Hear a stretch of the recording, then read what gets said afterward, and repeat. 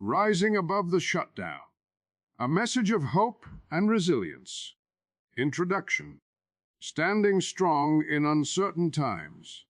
Today, October 9th, 2025, marks another day in what has become an extended federal government shutdown, now stretching into its second week, with no clear resolution on the horizon. As we watch lawmakers struggle to find common ground, as we see military families worry about missing paychecks on October 15, and as federal workers face another day of uncertainty, it would be easy to feel discouraged, frustrated, or powerless. But this moment, this very challenging moment, is exactly when we need to remember who we are as individuals, as communities, and as a nation. This is when our true character emerges, not in spite of the difficulty, but because of it. The reality we face today. Let's be honest about where we stand. The government shutdown that began on September 30 continues with both political parties trading blame while real people, hard-working Americans, bear the consequences. Two separate funding proposals have already failed in the Senate. Speaker Mike Johnson has indicated that House Republicans won't support standalone legislation to ensure military members receive their paychecks. Behind closed doors, quiet conversations are happening, but nothing concrete has emerged. Federal workers are stretching their budgets, wondering when their next paycheck will arrive. Military families are making impossible decisions about which bills to pay first. National parks are affected. Government services are disrupted. The ripple effects touch every corner of our country. This is real. This is happening.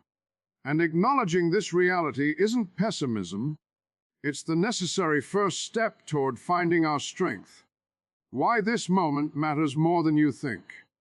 Here's something remarkable about human nature that history has proven time and again. Our greatest moments of growth, innovation, and unity have emerged from our most challenging circumstances. The shutdown we're experiencing isn't just a political crisis. It's a crucible that's revealing something profound about who we are and who we can become. Every person affected by this shutdown right now is being given an opportunity, though it may not feel like one. It's an opportunity to discover reserves of strength you didn't know you had, to build deeper connections with your community, to clarify what truly matters, to develop resilience that will serve you for the rest of your life. This isn't about silver linings or toxic positivity. This is about recognizing that you have more agency, more power, and more influence over your circumstances than you might believe in this moment. For federal workers, your worth isn't measured by a paycheck. If you're a federal employee facing financial uncertainty right now, hear this clearly. The dysfunction in Washington, D.C. does not diminish your value, your contributions, or your importance to this nation. You didn't cause this shutdown. You aren't responsible for the political gridlock. And you absolutely do not deserve to be used as leverage in budget negotiations. Your work matters whether you're processing veterans' benefits, maintaining national security, protecting our environment, conducting vital research, or serving in any of the thousands of essential roles that keep our country functioning. Right now, you're being asked to weather yet another storm not of your making. The fact that Speaker Johnson and House Republicans won't support standalone funding to ensure military pay is unconscionable. You deserve better. Our service members and their families should never be political pawns. But here's what those in power seem to forget. Military families are among the most resourceful, resilient, and tight-knit communities in America. You've faced challenges that would break many others, and you've emerged stronger every time. Resources and resilience for military families. Leverage military support systems. Contact your installation's family readiness group, military and family life counselors, or financial counselors. Many bases have emergency assistance programs specifically designed for situations like this. Connect with military relief societies. Organizations like Army Emergency Relief, Navy Marine Corps Relief Society, Air Force Aid Society, and Coast Guard Mutual Assistance exist precisely to help during crises like this. Reach out to your command. If you're struggling, let your leadership know. They may have access to resources or be able to advocate on your behalf. Band together. Military spouses and families have built incredible support networks. Share information about resources, pool childcare, and look out for each other. This is what your community does best. Remember your strength. You've gotten through difficult times before. The skills and resilience you've developed through previous challenges will serve you now. This situation is unjust and wrong, but it doesn't diminish your service, your sacrifice, or your worth. When this shutdown ends, and it will end, people will remember how military families persevered with dignity and grace. For every American, the power of perspective. Even if you're not directly affected by the shutdown, this moment matters for you too.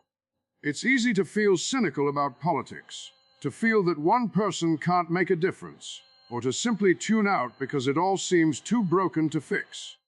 But that mindset is exactly what allows dysfunction to continue. Your engagement matters, your voice matters, your vote matters, and your actions in your own community matter more than you might imagine. What you can do right now. Support affected neighbors. If you know federal workers or military families, offer concrete help. Bring a meal, offer childcare, share job leads. Small gestures create significant impact. Shop local businesses. Communities with large federal workforces are seeing economic impacts. Supporting local businesses helps stabilize the broader economy. Contact your representatives. Yes, really. Calls, emails, and letters from constituents matter more than you think. Be specific about what you want them to do and why this matters to you. Stay informed from reliable sources. Understanding the actual issues, not just the partisan spin, makes you a more effective advocate and voter. Vote. In every election, at every level. Local, state, and federal officials all play roles in governance. Your ballot is your voice. Build community resilience. The stronger our local communities are, the better we can weather any crisis. Volunteer, donate, connect. Build relationships that transcend political divisions. The dysfunction in Washington doesn't have to define your relationship with your neighbors, your community, or your country. You get to decide what kind of citizen, neighbor, and human being you want to be. The bigger picture.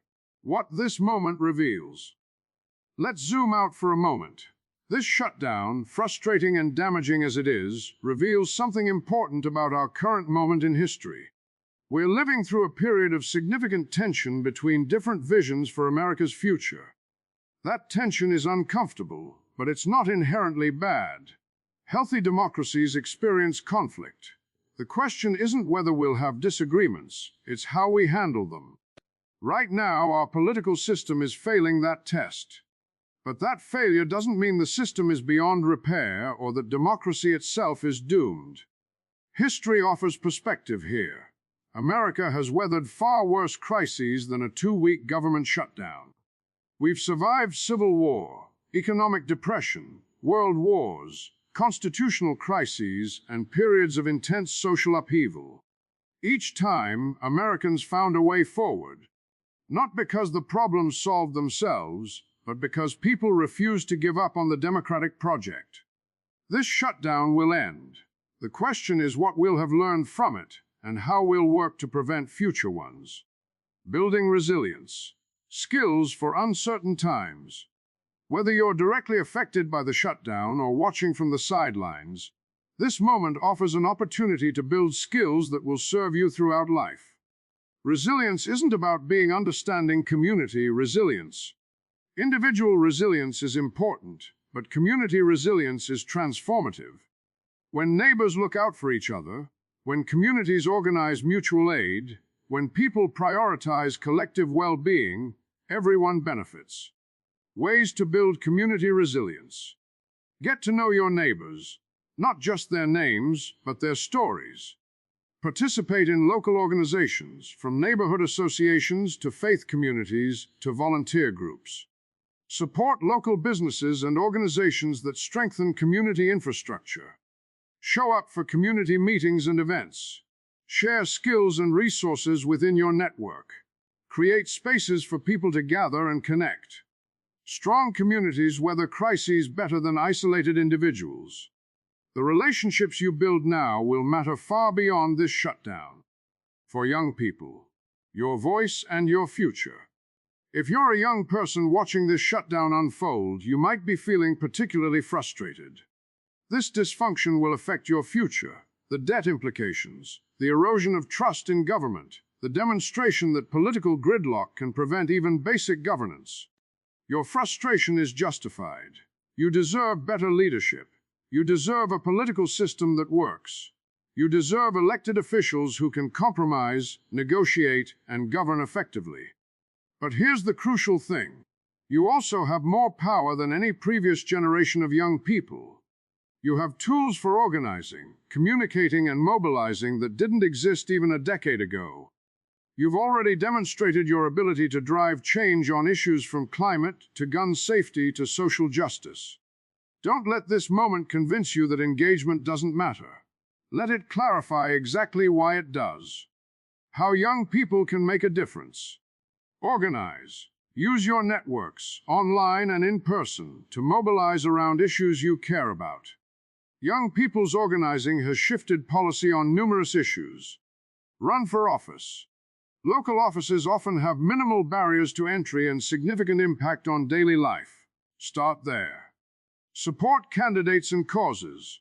Whether through volunteering, donating small amounts, or amplifying messages, your engagement helps.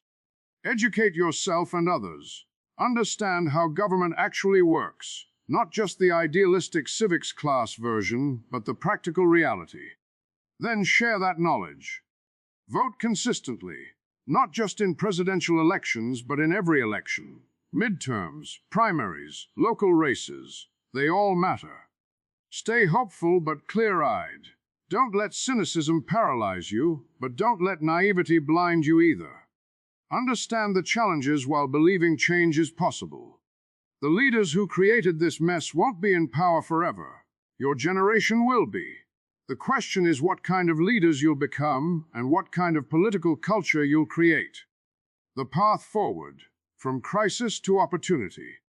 Right now, it's hard to see past the immediate crisis. Bills are due. Paychecks aren't coming. Political leaders seem more interested in scoring points than solving problems. It all feels exhausting and demoralizing. But consider this. Every significant reform in American history came after a crisis revealed the urgent need for change. Civil service reform followed presidential assassination. Financial regulations followed economic collapse. Social safety nets expanded after the Great Depression. Civil rights legislation followed decades of activism and sacrifice. Crises don't automatically lead to positive change that requires people choosing to act, to organize, to demand better. But crises do create openings for change that don't exist in normal times. This shutdown is revealing cracks in our political system.